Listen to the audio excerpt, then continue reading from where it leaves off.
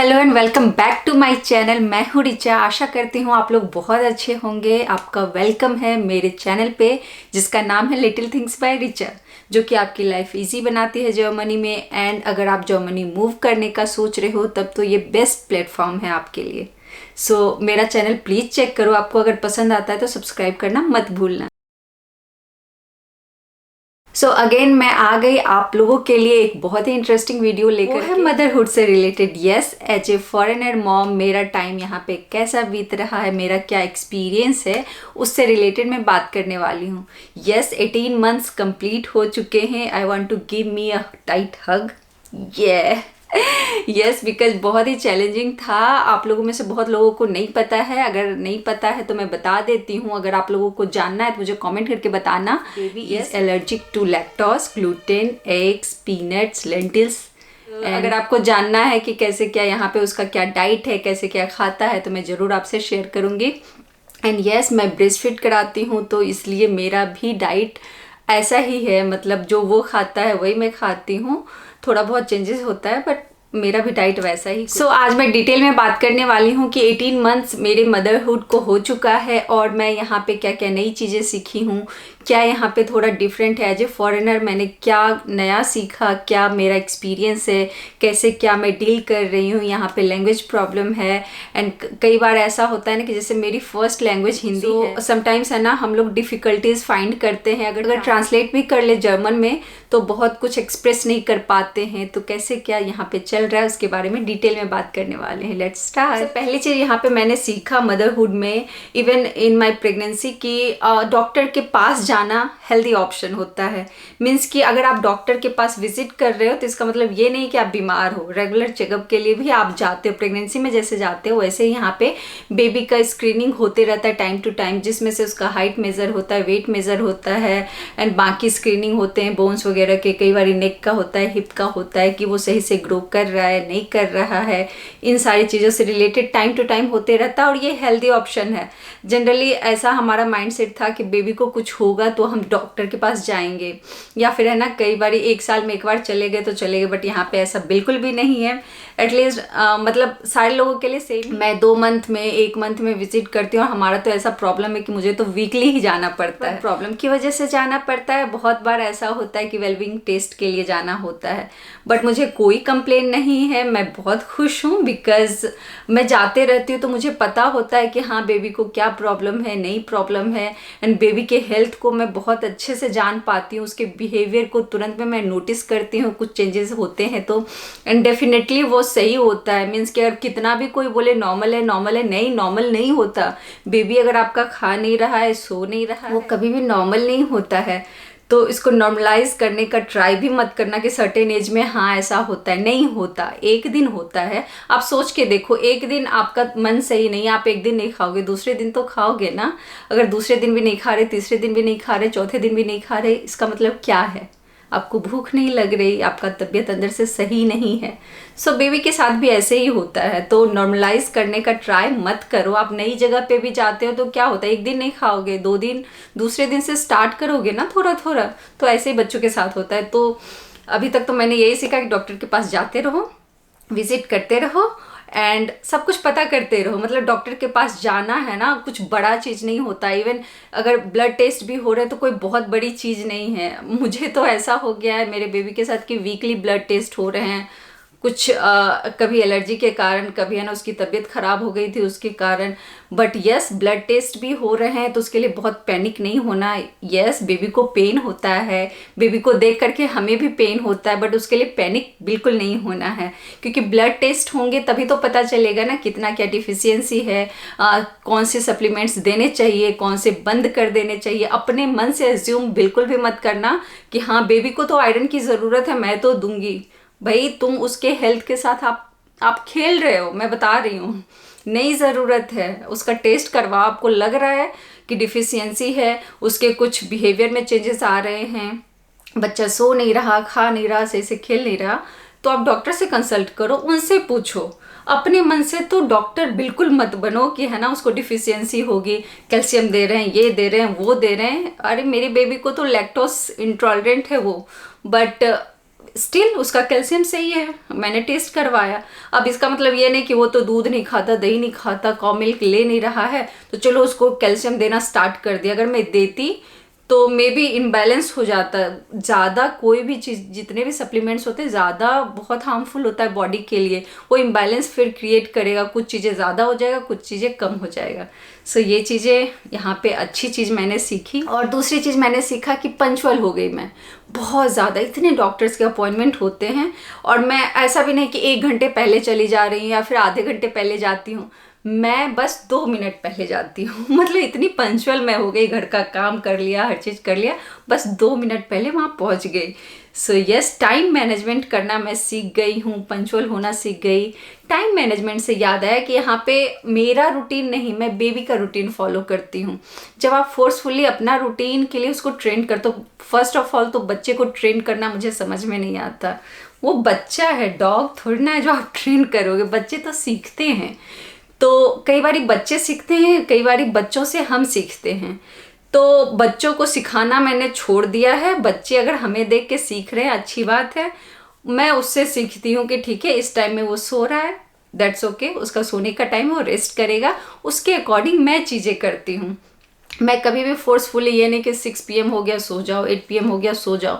उसको नींद आएगी तो सो जाएगा।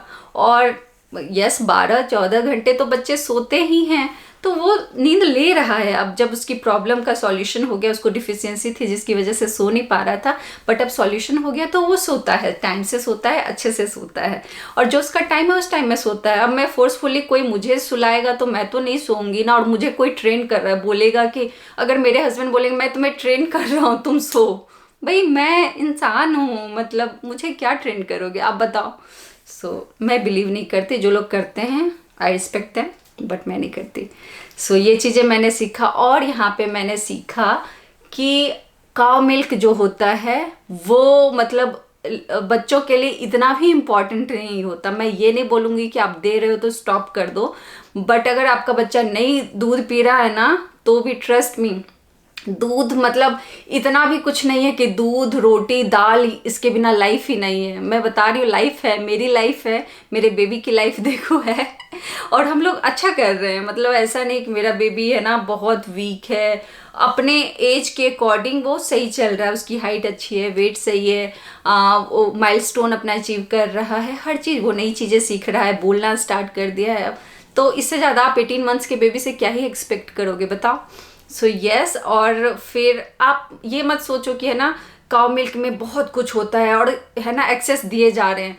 जहाँ से मैं बिलोंग करती हूँ वहाँ पे तो 1 kg 2 kg बच्चों को पिलाया जाता है, बट यहाँ आकर के मैं सीखी कि नहीं, सॉलिड फूड इम्पॉर्टेंट होता है, वेजिटेबल्स बहुत इम्पॉर्टेंट होते हैं, कार्ब्स इम्पॉर्टेंट होते हैं। कार्ब्स में आप बहुत सारे ऑप्शन है, रागी का ऑप्शन है, ज्वार का ऑप्शन है, राइस का ऑप्शन है, एंड क्योना का ऑप्शन है, वो सारे ऑप्शन हैं, बहुत सारे हैं जो ग्लूटेन फ्री ऑप्शन है, और बच्चों को खिलाओ, बहुत हेल्दी होता है। ऐसा भी नहीं है कि है ना रोटी नहीं तो दुनिया ख़त्म हो गई। आप रोटी दूसरी चीज़ों के बना सकते हो। मैं बनाती हूँ, मक्के की रोटी बनाती हूँ, ज्वार की रोटी बनाती हूँ, रागी के पराठे बनाती हूँ, एंड बहुत मज़ा आता है, बहुत टेस्टी भी लगता है। इवन ज्वार की रोटी तो शौक से हम लोग खाते, बहुत पसंद है हमें। यस, रोटी, दाल और दूध नहीं मिला तो दुनिया ख़त्म नहीं होती, ये यहाँ के मदरहुड में मुझे पता चला। यस, एंड एक चीज़ मैंने सीखा कि चाहे जो हो जाए, स्पिल प्लाज पे आपको जाना ही जाना है। एज ए फॉरेनर मैंने ये चीज़ सीखा यहाँ पे, बिकॉज मैं जर्मन को देखती हूँ, चाहे जो हो जाए बच्चे 2 घंटे स्पिल प्लाज पे खेलते हैं तो बस खेलते हैं। यस, चाहे मेरा बेबी मतलब मैं कैसा भी फील करूँ, हमारा जो रूटीन है, हम जाएंगे तो जाएंगे बस।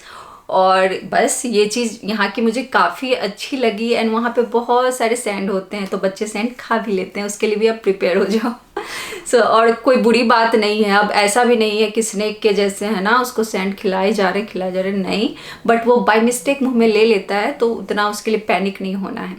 यस, ये चीज़ मैंने सीखा। एंड एक चीज़ और मैंने सीखा कि बच्चे के साथ आप कैसे कुकिंग कर सकते हो, लॉन्ड्री कर सकते हो, अपना कंटेंट क्रिएट कर सकते हो, एडिटिंग कर सकते हो, सब कुछ कर सकते हो।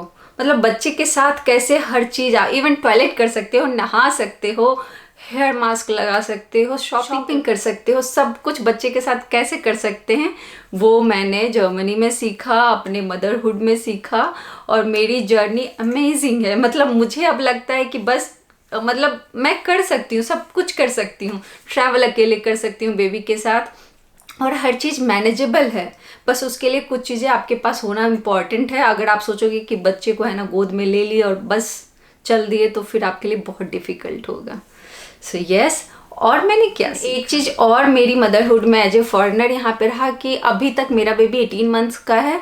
ही has no screen time, because ऐसा भी नहीं है कि है ना मैं बहुत ज़्यादा उसी के साथ इंगेज रहती हूँ, सारा काम के लिए कोई और है, ऐसा नहीं। मैं काम भी करती हूँ, अपनी चीज़ें भी करती हूँ, बट वो उसको मैंने स्क्रीन टाइम नहीं दिया हुआ है। बट वो म्यूज़िक बहुत इंजॉय करता है, बॉलीवुड म्यूज़िक, पंजाबी म्यूज़िक, और म्यूज़िक में कोई रिस्ट्रिक्शन नहीं है। मतलब कि मेरा ऐसा नहीं है कि नहीं नहीं भाई तुम बॉलीवुड के सॉन्ग्स अच्छे नहीं है, तुम मत वो मत सुनो, तुम ये सुनो वो।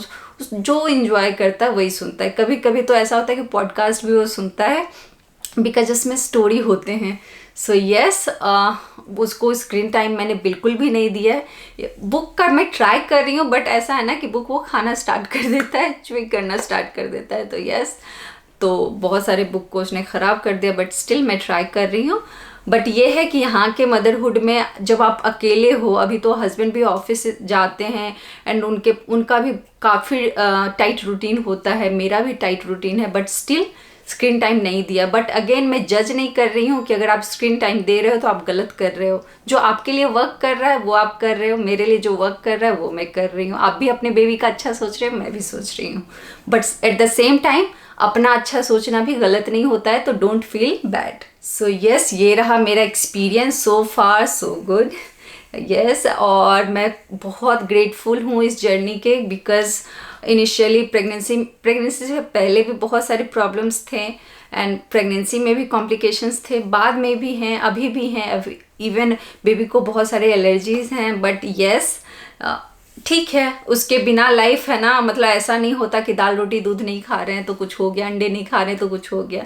मैं भी नहीं खा रही, और देखो मेरा वेट मैंने तो कितना गेन किया। इवन मैं हेल्दी हूँ, एक्टिव हूँ, गेन भी कर रही हूँ, बिकॉज बाकी चीज़ें मैं खा रही हूँ। ऐसा नहीं है कि मैं खाना नहीं खा रही कि अच्छा चलो अब ये नहीं खाना है तो मेरी दुनिया ख़त्म हो गई। मैं बाकी चीज़ें बहुत खा रही हूँ, जो चीज़ें मैं खा सकती हूँ, और वो हेल्दी ऑप्शन है। अगर वेट गेन हो रहा है that's okay. Access weight gain भी सही नहीं है, बट ठीक है, 2-3 kg आगे पीछे तो होते रहता है, वो तो हमारे हाथ में है ना। चाहे तो हम कंट्रोल भी कर लें, चाहे तो रहने दें। सो फार मेरा एक्सपीरियंस अभी तक का बहुत अच्छा। आई होप ये वीडियो आपने इंजॉय किया होगा। अगर आपको पसंद आए तो अपने फैमिली एंड फ्रेंड्स में ज़रूर शेयर करना, एंड सब्सक्राइब जरूर करना मेरे चैनल को। मिलते हैं नेक्स्ट वीडियो में, तब तक के लिए अपना ख्याल रखिए, खुश रहिए, बाय बाय।